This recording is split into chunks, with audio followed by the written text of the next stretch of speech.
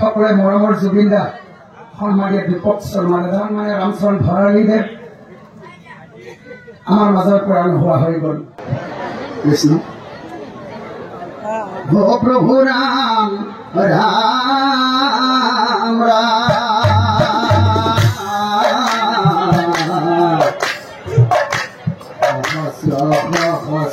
প্ৰভু তোমারে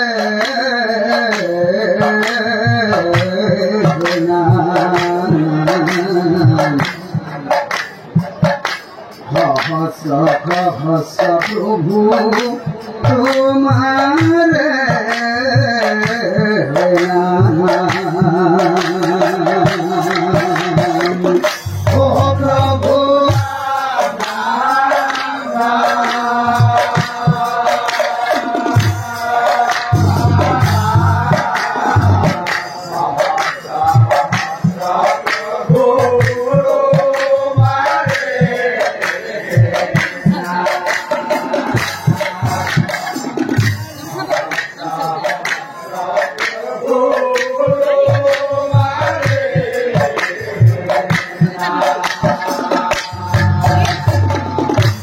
ও প্রভু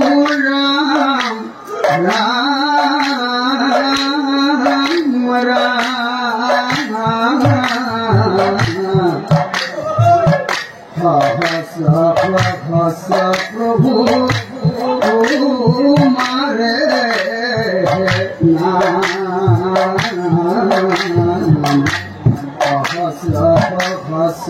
প্রভু তোমারে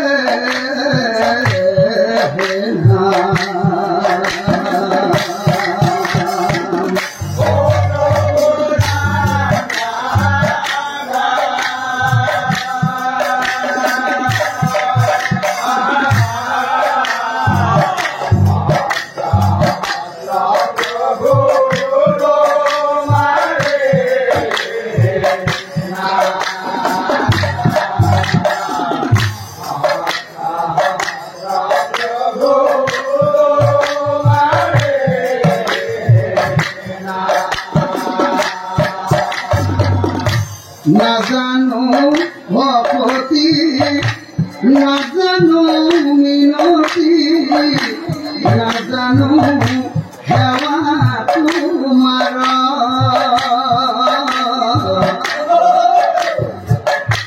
তোমার চরণে শরণ বহিলু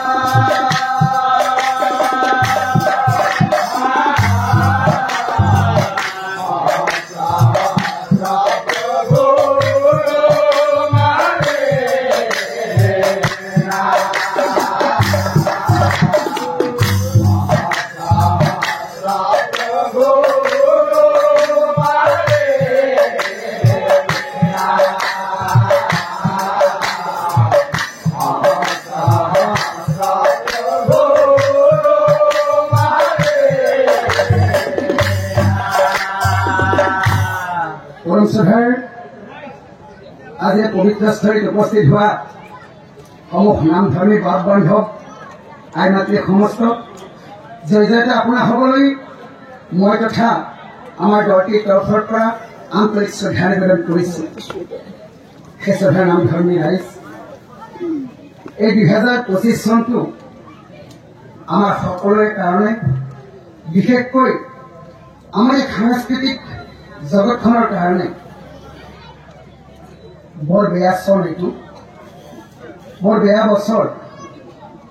এইকাৰণে কৈছো আমাৰ মাজৰ পৰা কিছুমান বিখ্যাত বিখ্যাত ব্যক্তি শিল্পী আমাৰ মাজৰ পৰা হেৰাই যাবলৈ ধৰিছে। প্ৰথমতে হেৰাই গ'ল আমাৰ সকলোৰে প্ৰাণৰ শিল্পী হেয়াৰ আমঠু এজন মানৱ দৰেদি প্ৰকৃতি প্ৰেমী কি বুলি ভাষা একোৱেই নাই, তেখেতৰ পৰিচয় দিবলৈ একো ভাষা নাই আমাৰ ওচৰত। আমাৰ সকলোৱে মৰমৰ জুবিন দা আমাৰ মাজৰ পৰা গুচি গ'ল।